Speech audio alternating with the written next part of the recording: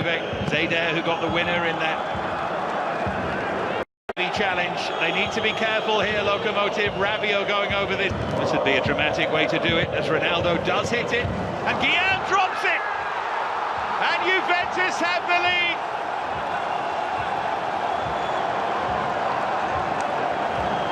Ramsey was there to tap it in. I think it was already over the line. But either way, Rebush. Great ball in! Miranchuk again with the equalising goal this time. And they weren't behind for long.